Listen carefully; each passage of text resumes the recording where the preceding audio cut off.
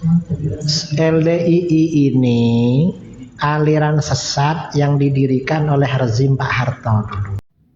Assalamualaikum warahmatullahi wabarakatuh. Sahabatku semuanya, viral di media sosial statement dari Idrus Romli berkaitan dengan LDII, Lembaga Dakwah Islam Indonesia, yang selama ini dikenal dengan kontroversial. Berbagai macam ajaran LDII yang menurut MUI dalam tanda kutip sangat menyesatkan.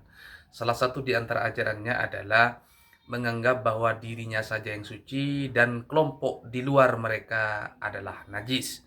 Maka jangan heran kalau ada orang di luar jamaah mereka datang ke masjid mereka, kemudian masjid mereka dibersihkan. Kenapa? Karena dianggap selain mereka adalah najis. Salah satu pikiran ini atau keyakinan inilah yang kemudian dianggap sesat oleh umumnya masyarakat Indonesia, khususnya umat Islam. MUI sudah berbagai cara melakukan pembinaan terhadap LDII. Salah satu programnya adalah Ar-Ruju ilal Haq, kembali kepada jalan yang benar. Tetapi rupanya sampai hari ini belum bergerak signifikan menuju perbaikan-perbaikan di internal mereka. Walaupun di beberapa masjid LDII di kota-kota besar seperti Jakarta misalnya, saya lihat mereka sudah mulai terbuka.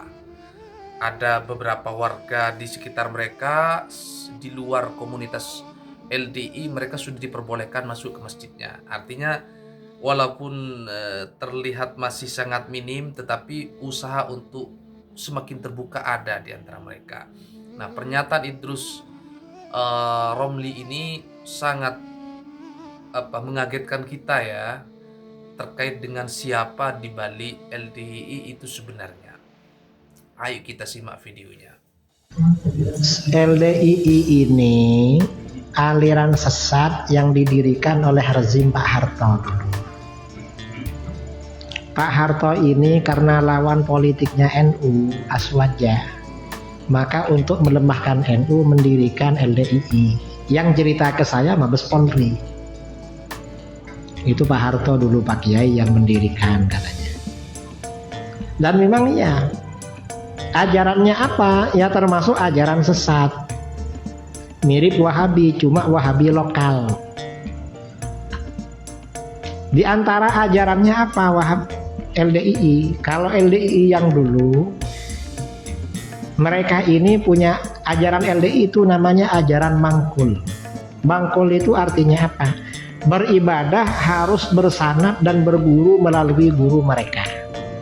Kalau orang beribadah tidak belajar, tidak bersanad melalui guru mereka, maka tidak sah. Kan sesat. Lalu guru mereka belajar sama siapa? Kan dipertanyakan. Ini ajaran LDII. Kemudian LDII ini punya ajaran kalau orang singgah ke masjidnya maka menajiskan, makanya dipel. Kemudian LDII ini juga punya keyakinan hanya LDII yang masuk surga. Mereka aliran sesat, mereka gak punya pimpinan yang punya ilmu, gak ada. Kan mereka tertutup. Dan mereka ini juga punya ajaran ya. Saya ada buku pengakuan mantan LDII, Ustadz LDII. Di dalam ajaran LDII itu boleh mencuri milik orang di luar LDII asal tidak ketahuan. Asal ora konangan bahasa Jawanya. Karena di bukunya ada bahasa Jawanya.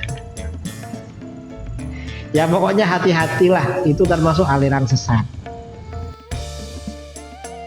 Oke, sahabatku semua, tentu kita kaget melihat pernyataan Ustadz Idrus Romli ini ya, terkait siapa di balik LDII.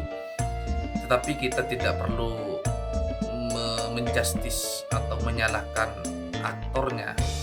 Yang terpenting bagaimana saudara-saudara kita LDII hari ini bisa kembali semakin terbuka seperti ormas-ormas Islam lain di Indonesia, sehingga inklusivitas yang mereka lakukan itu tidak menimbulkan kecurigaan-kecurigaan sesama umat Islam di Indonesia.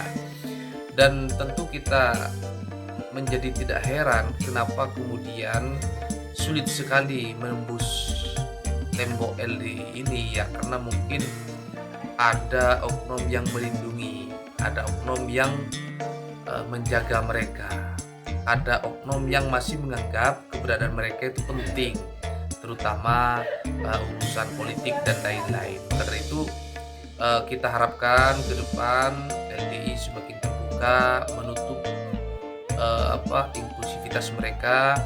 LDI semakin menerima siapapun di luar komunitas mereka untuk bisa bergabung bersama-sama umat Islam lainnya. Dan hal-hal yang menjadi catatan oleh Majelis Ulama Indonesia harus menjadi perhatian bagi saudara-saudara LDI. Apa yang menjadi koreksi dari Majelis Ulama harus diperhatikan, harus menjadi masukan bagi mereka dan harus berubah. Selama mereka tidak bisa merubah, maka sampai kapanpun LDI akan dianggap dalam tanda kutip sesat oleh masyarakat Indonesia. Mudah-mudahan video ini didengar oleh mereka dan mudah-mudahan video ini menjadi perhatian bagi kita semua. Hadanallahu wa iyyakum ajmain. Assalamualaikum warahmatullahi wabarakatuh.